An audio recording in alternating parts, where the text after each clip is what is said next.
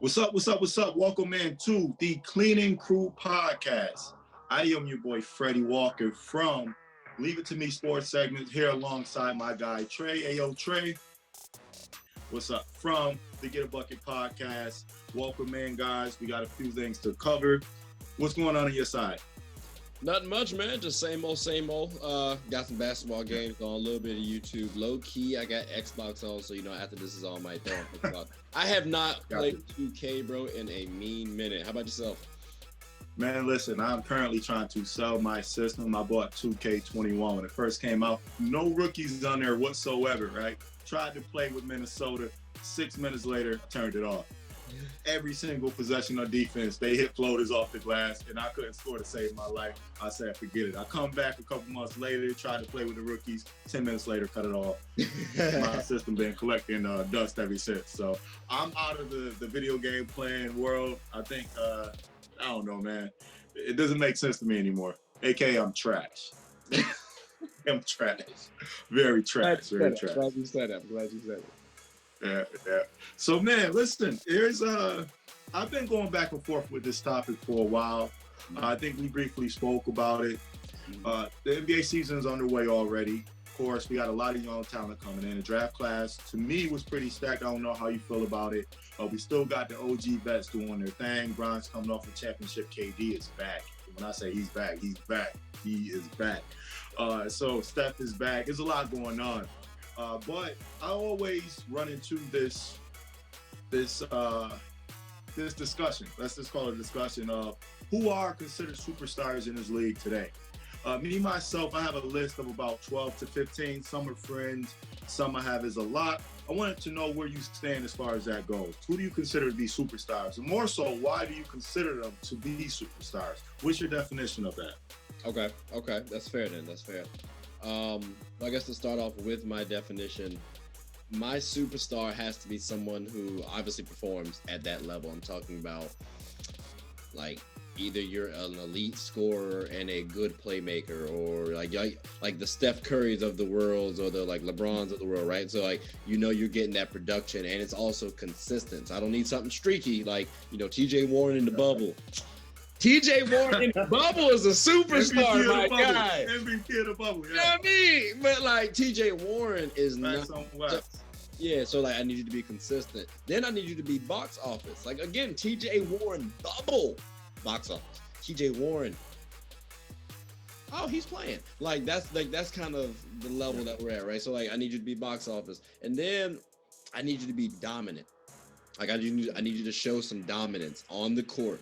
And most importantly, because I do think there's more to life than just a game, I need you to display, I need you to be professional off the court. And like you can have lapses, I understand that. I won't knock you too much for like an occasion or something like that. But if it's a consistent thing, I don't like that. So that's my definition of a superstar personally. How about yourself? Okay. So I'm similar to you. Okay, go. Oh, nope. I'm gonna let you get right to your list in a second, but I just want to piggyback off of that because I do have three things.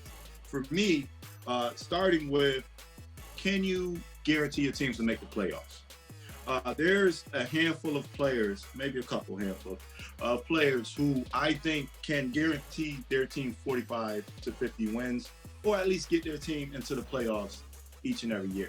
I feel like superstars should be able to do that. That matters. If you are going to be called a superstar, you have to have some type of track record of being able to do that. Otherwise, I don't think you impact winning. And if you don't impact winning, how could you be labeled as a superstar for me?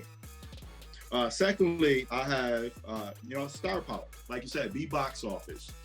If you have commercials, that's amazing. That's great. But more importantly, are you filling up the seats? Are people coming to see you? Are people tuning in? Me, I have my iPad, my phone, my laptop, and my TV going. So I'm trying to catch as many games as possible, but most people aren't trying to do that. So you have to be a person that's going to have star power. Russell Westbrook is a person I bring to mind because, of course, he just left Houston and now he's in Washington, and there's a big buzz around it, right? Whether if they are terrible all year or if they're great, you're going to tune in and see what Russ and Bradley Beal does. And then lastly, just production, man. you have to be out there. Like you said, you have to be consistent. Just because you have a stretch of 20-something games for half the season, or 20 point per game scoring for half the season, that's cool. That can be a stretch. So you've had players who had those aberration years as well, and then insanity after that trash back. Exactly. But I digress. So yeah, man, shoot us your list, man. I want to hear what you got in your list as far as players that you consider to be superstars. Okay. All right. So of course, you got Braun, KD, Harden. Even though I gotta say, him coming in looking like Rick Ross and being a drama queen, that did hurt. Don't disrespect Rick Ross like that. Rick Ross don't look that big, man. They're like, all right, what you want me to say? Dark skin Uncle Phil? Like either way. That may be an RIP Uncle Phil. Man came in looking like he was 8 months pregnant, all right? And yeah. But even still, though, that hasn't been a consistent thing. So I still have him as a superstar.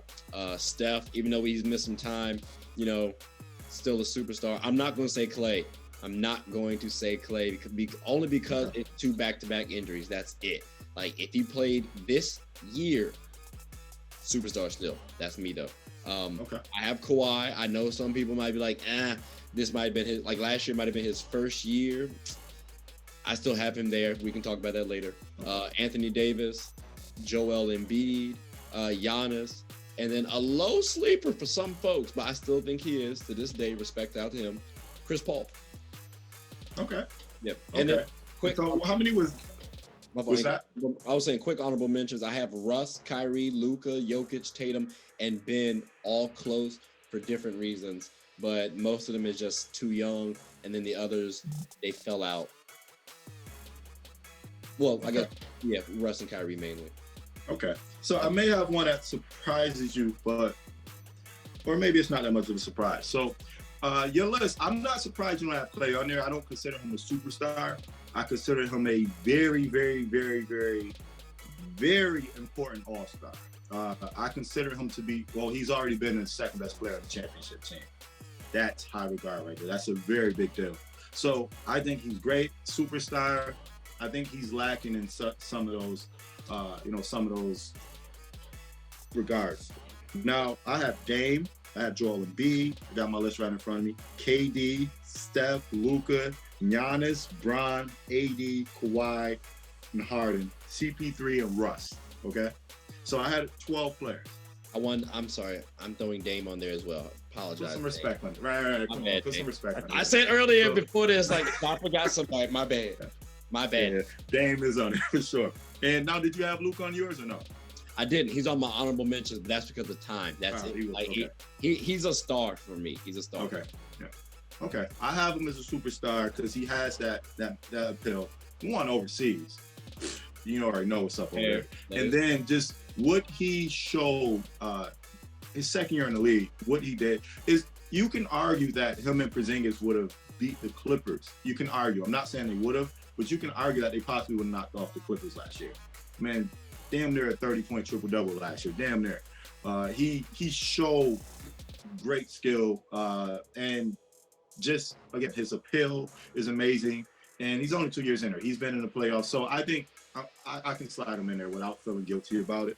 Real quick. And then Russ, some people don't. Go ahead. But I was going to say, some people don't consider Russ a superstar. That's blasphemous. Russ is a superstar. Whether you like him or not, he's a superstar. He has the numbers. He has the resume, the career. He has the box office behind him. He's a former MVP. He's been to the finals. There's not much you can say to discredit him as a superstar. So I'll say that about Russ. And Russ is my favorite player. I would say it's biased, but at this point, I don't even think it's biased, man. Only reason why I have him out is just because I feel like there's been a few knocks against Russ. And okay, like what? So, like, for example, his leadership. I don't think his leadership being knocked is fair. I think he's actually a good leader. But I do think sometimes Russ tries to do too much. I think Russ needs to learn how to scale it back, and that's what, like Chris Paul, for example. Chris Paul don't put up half the stats that Russell Westbrook can.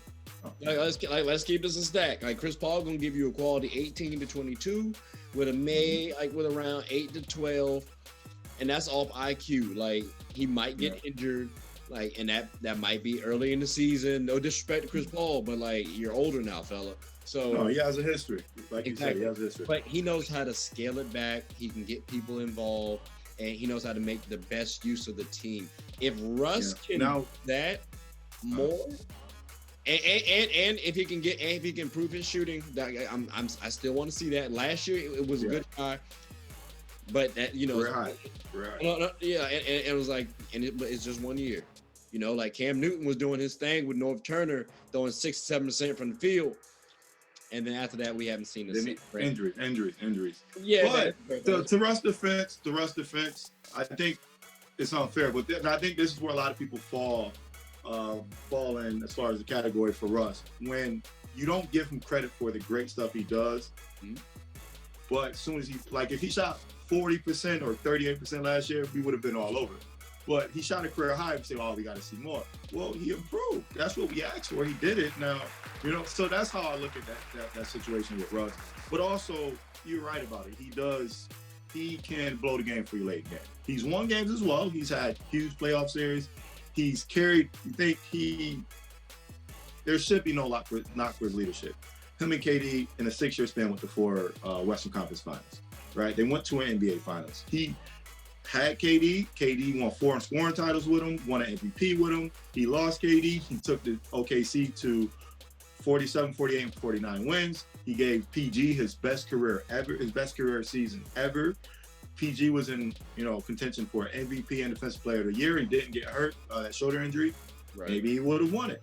And then James Harden, you play alongside James Harden, you lose to the Lakers. That's not you lose to the Lakers. Everybody loses to the Lakers, right? Apparently. And James Harden still averages 34. So, and he had, again, career high shooting, 27, 8, and 7, that amazing numbers. So, I mean, again, he has the commercials. He's box office. I just think everything points to the direction of him being a superstar. His numbers always get glossed over now, which is messed up because he can't shoot. But I think that's unfair as well. We're in a league where being able to shoot is glorified so much, but that doesn't always result in winning, because everybody's going towards that now. I tell you, I think though you have to. I look at, for example, players like a Fred VanVleet. Yeah, I'm cool with Fred. Fred, cool. I ain't got no qualms with Fred at all. Except for when you start talking about my man in the All-Star caliber type. You know what I'm saying? That's not I would not put Fred VanVleet in an All-Star caliber. I don't even think he's going to be an All-Star in his career. Sorry. It's a possibility. Maybe, but I'm thinking Fred's best case. Look at Kyle Korver, and there's been a couple players who got an All-Star nod. But Devin Harris back in the day. Kyle Korver was an elite 3-point shooter.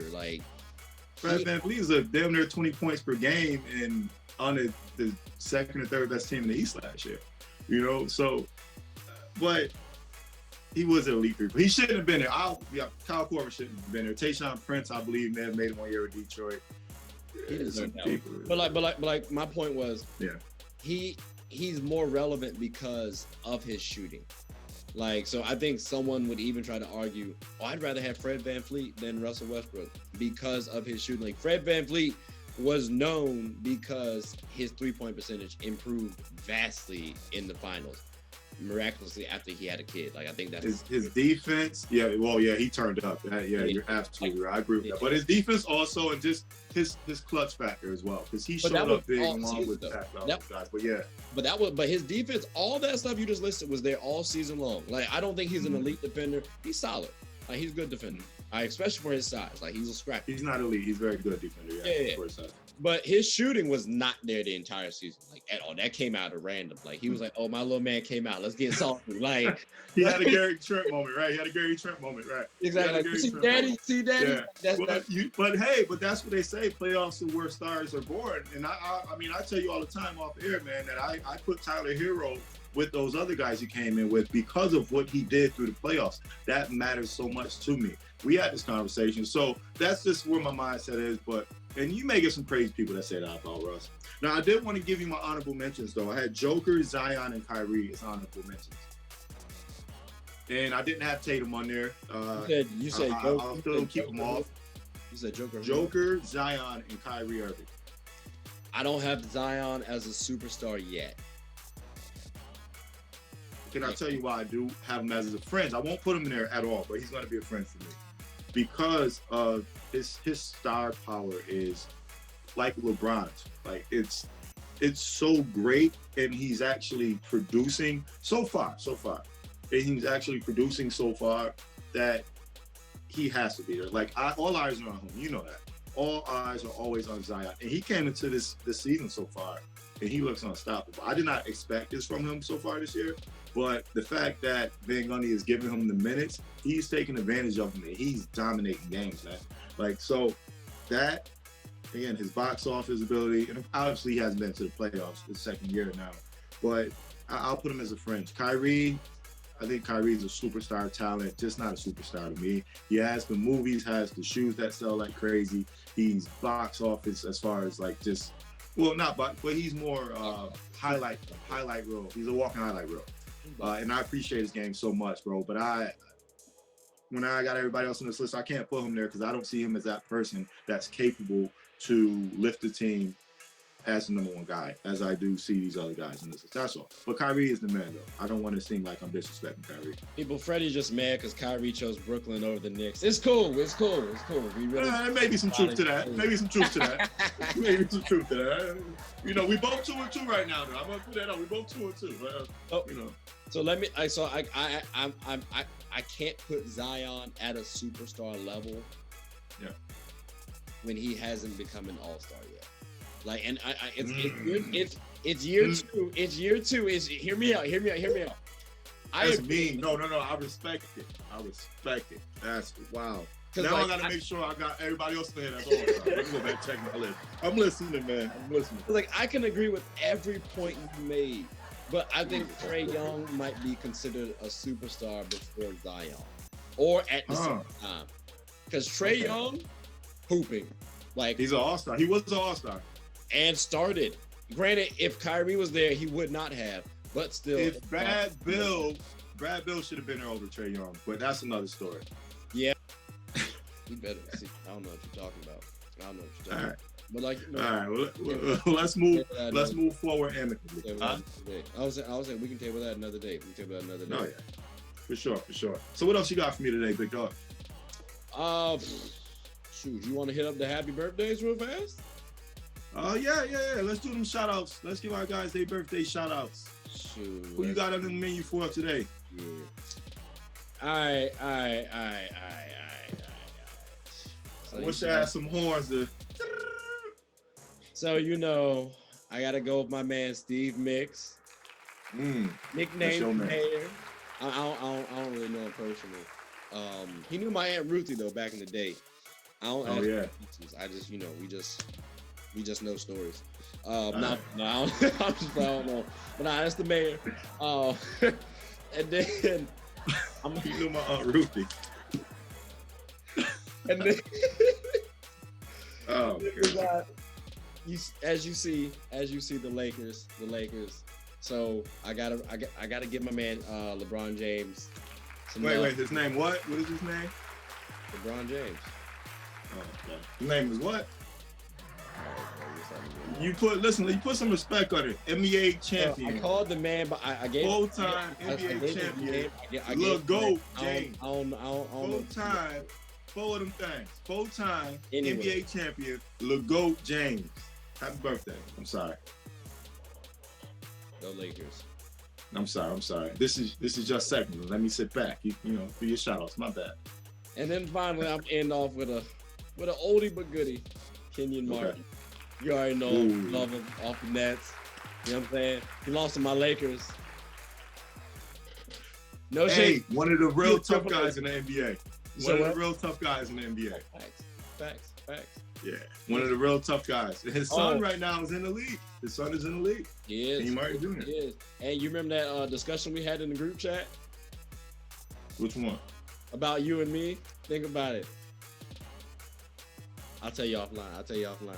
It's cool. Oh, shit. Nah, you. Oh, shit. Oh, yeah. The light skin.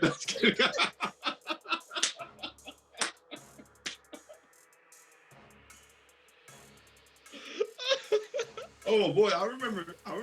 Damn, I just got that plus one point for you. 1 point for you. It's on record. That's on wax. Facts on wax. I'm sorry, I didn't mean to. Damn.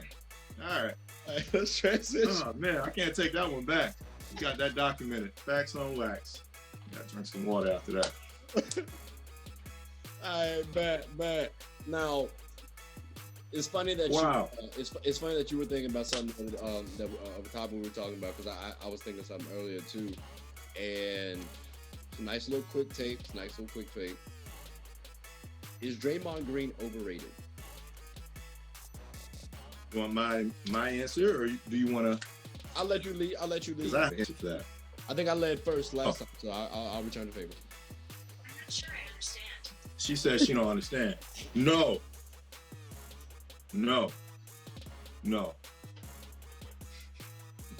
That was disrespectful. That was very disrespectful. I'm just gonna put that out there. I don't know what's going on out there. Perfectly fine. Oh man, what's going on out here? No, Draymond is not overrated. If you ask me, he's pretty underrated. Okay, he's underrated, and he falls.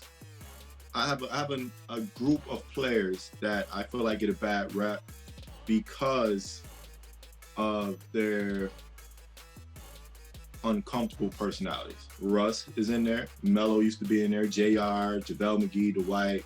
The Lakers had half those guys last year. Draymond is in there for sure. And those are, a few guys in the NBA who just don't get the credit for how great of careers they've had. Draymond, for whatever reason, everybody wants Draymond to score the basketball. You think about Anthony Masons of the world. You think about, let's think about Dennis Rodman, Tony Allen. You think about players like that, Bruce Bowens, they were specialists, right? Think about certain players who are just big three-point shooters who have a career for that. Steve Kerr are specialists. They never get knocked for being specialists. We never look and say Steve Kerr should have facilitated more. Tony Allen should have learned how to score the basketball.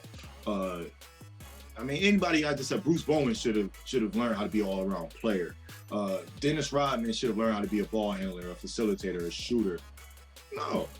We respect them for where they are, and because of that Last Dance documentary, Dennis Rodman is, I think I just told you the other day, is on a post being compared to Chris Webber. Somebody asking who is better. Really? That's where we are now. Listen, Draymond Green is a specialist. And for whatever reason, he's the only specialist who doesn't get credit for just being a specialist. He's been the rebounder, the facilitator, the engine for Golden State when it's all said and done, right? He's guarding some of these best players when you think about the Kawhis, the KDs, he's guarded KD, actually. Kawhi's, KD's, Paul George's, Bronze. He's guarding some of these big guys, the Kevin Loves of the world and such, and these Anthony Davis's going back to New Orleans days. He's guarding these players. He's coming down the other end and bringing the ball down so Steph Curry can just run all the way down the court and come off with 4 or 5 screens and get into his bag.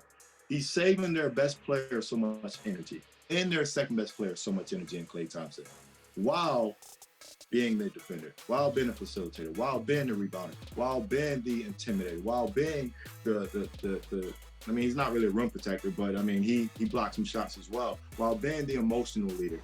And then he's showing up in big games as well. Draymond Green versus Portland when Steph Curry got hurt. Guess what? Draymond and Klay pretty much beat Portland. Steph came back and closed the series out, of course. Draymond Green versus Houston in 2016. Steph Curry got hurt in that round versus Houston. Klay and Draymond closed out James Harden in Houston in 2016. Draymond Green in Game 7 versus the Cavaliers in the NBA Finals. Draymond Green, I want to say this 2014 versus Denver, made some big shots down the stretch of that game.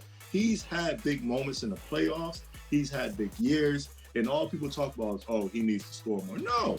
Draymond Green does so much for your team and makes life so much easier for your star player that he should get more credit. He doesn't get the credit. And I know that it was long-winded, but it was necessary because I felt this way for a while. And I'm happy I got that off my chest. I'm glad you knew it was long-winded. All right, cool. You heard that? You got something to say? I'm glad you heard that. I'm glad you knew that. All right. So that's my rant for that.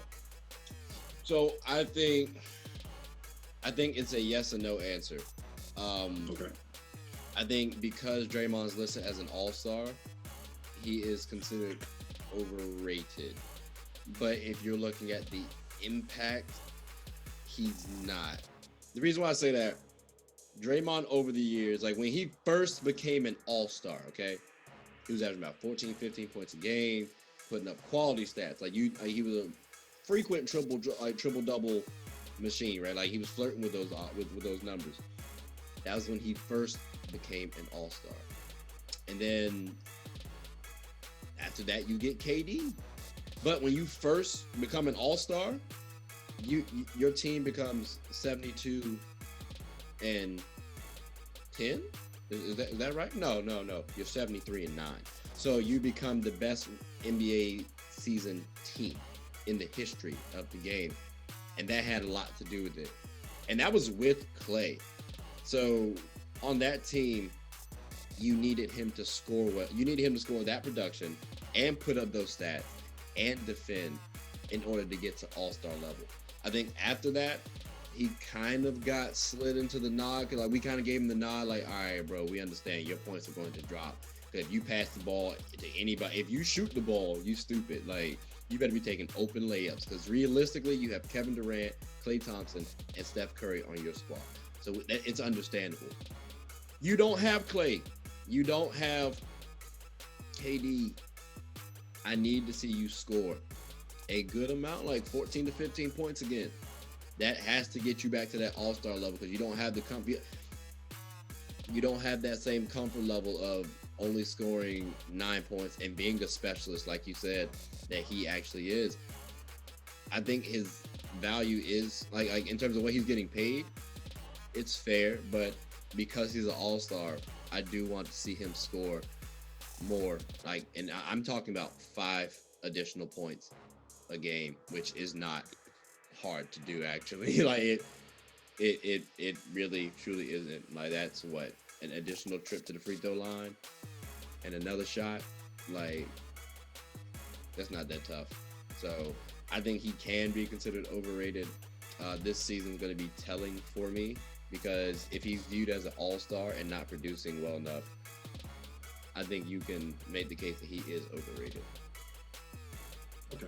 Now, because I do want to rebuttal that real fast. So, I don't think he's going to be. I don't think there's no way he can be an all-star. I think just now, the West is too packed. You think about it. C.J. McCollum not even making it into the all-star game.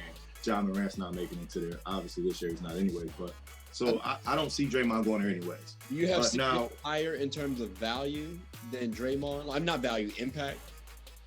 I have Draymond's impact higher than CJ's low key. That's tough. I think we can say that for another day because I don't think I have an answer for that right now, honestly. Okay. I think CJ is very important to Portland, but now let me ask you this: What is Andrew Wiggins' purpose on the basketball court? Oh, to score. Okay. How much did he average last year? And typically, between 18 and 20, correct? Like around 20, yeah, 18, 20. Okay. What about Kelly Oubre? Just came off a career year. Just came off injury too, but yes, he did. Okay. Did Steph and Draymond come off injury as well? Yes, they did. Draymond, what did he injure? He had a few injuries. He was out of shape as well, but he was injured as well. Yeah, I just thought he was just going through the motions. Like he has an injured foot right now as we speak. But I mean, honestly, bro, you can see Steph out there with all those guys to start the year, and this roster is better than what they had last year. That roster was just trash. Like, I mean, Kelly Oubre is like 2 for 20 from 3 so far. Like, it's bad. But what I'm going to is, why can't Steph just average 5 more points? If he's unselfish as ever, don't get me wrong. He's averaged 30. Steph, yeah. I never said anything about Steph doesn't have to tick it up, especially with Klay. Yeah. Like, you have to put more pressure on Steph. But because of that, you have to put more pressure on Draymond as well. Like, if we're talking about Draymond as, oh, he's this all-star caliber type, he's a defensive player of the year, he has all this impact, well, how come he can't average 5 more points? So, like, I'm not saying anything about Steph. Like, I'm going to hold Steph to the fire, too. But Draymond is. Okay. I just want to make sure. So, why isn't it good enough for? And I get what you're saying about, but he's their fourth or fifth scoring option, right? So why isn't it good enough for him to come in and average his 8 points and 8 dimes while being their potential defensive player of the year candidate? You know, like he's a 5-time All Defensive Team player, 2 times All NBA, 3 times All Star, a former Defensive Player of the Year. That's where his niche was. I get it. He did average 14 one year, but Draymond typically takes about 6 shots a game, and they've won with him doing that. For me, Andrew Wiggins and Kelly Oubre, this is their opportunity. These young guards with ridiculous athletic talent, they have high potential. This is the time where they should be able to get the most wide open looks they've ever gotten once Draymond comes back. So I'm not saying you're wrong as far as he can average 5 more points, but I just don't think it's necessary for them to be successful. And I feel like a lot of people knock him for not averaging more points when players like Dennis Rodman didn't get knocked for that. So the reason why he had a career off averaging 14 to 18 rebounds per game. It's a difference. Points. It's a difference between him and Dennis Rodman because Dennis Rodman wasn't considered a playmaker, if you will. Like Dennis Rodman his job wasn't to get assists. His job was to get rebounds, defense, and just don't mess up too much on the outside. Like that's all he asked. Like that he had 3 jobs. That's it. Draymond got a lot more. So because the ball's in your hand, if he's averaging like double-digit assists, okay, cool, I can accept you scoring less. But that's not the case. Like, and the times when he's averaging under this is like under that 15-point threshold that I was talking about. That's when He's never averaged 15 though. His high was 14, and then he 14 doesn't change, bro. Let him round up to 15. Well, no, I'm just saying from the standpoint, like he's not on an average year, he's not doing that anyway. He's normally around 9 points a game. Yeah, but what I'm saying is the reason why he got there though, the reason why his points dipped was immediately once he got to All-Star, then KD came in. So yeah, for sure. So that Clay and Steph, that's what I was saying earlier. It makes sense why his points dropped. You don't have KD anymore. You have Andrew Wiggins. Andrew Wiggins can get you 18 to 20 points. Realistically, the man should be getting you about 25 to 27. But since we're not at that level, you're letting somebody else off the hook and putting it on Draymond. But that's my point. How? We never did that with Rodman. I'm not letting Andrew Wiggins off the hook.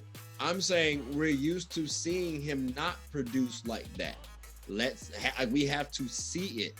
Kelly Oubre, cool. But keep it a buck with you. He just came off injury and he's an athletic guard. So with that, like, I want to see how he responds. Until I can get a little comfortable with those 2 guards, or those 2 wings, they're nice additions. But until that's the case, Draymond has to be the leader that he is. And if Draymond's scoring more, I promise you, everyone else is going to get hyped. And then that's going to up their energy. And you don't have to. So I just want to say this because, again, I think it's unfair that we keep, if he scores.